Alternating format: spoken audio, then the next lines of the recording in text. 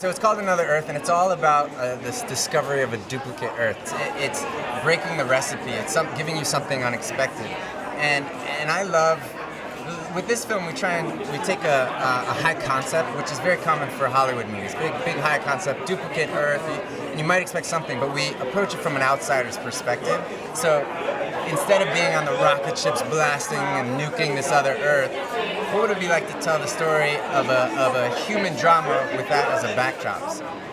Independent cinema is so important. I think we need ideas from outsiders, people who are not always within the system. And when this festival and other festivals allow those films to sort of enter the mainstream, I think that's how we keep fresh stories and fresh perspectives being introduced and disseminated in our culture, which could not be more important. So we feel really lucky.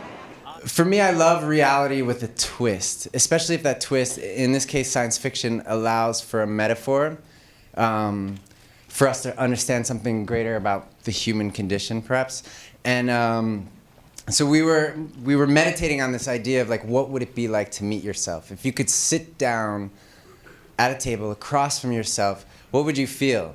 Like your relationships, your lover, your parents, your friends, these interpersonal, you can sit across from this person, you have all these feelings and judgments, and you love this person, dislike this person, whatever, but what if that internal monologue, that relationship that we have with ourselves, was externalized? And so the science fiction is the backdrop to allow this metaphor to take place.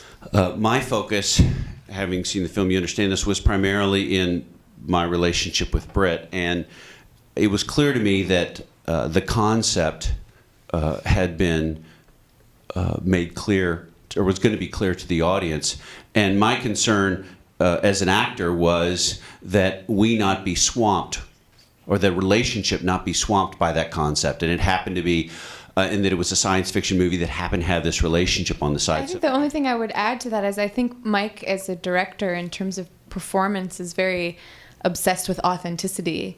And I think in a melodrama like this, it's very easy to like tumble into really big, dramatic, weepy emotions. And I think thankfully Mike, sort of as a director, is really sensitive to that and kept us very reined in and kept those emotions on the inside so that we could mine them in each other. I think that helped keep it grounded in a kind of realism that's important for an epic, ambitious story.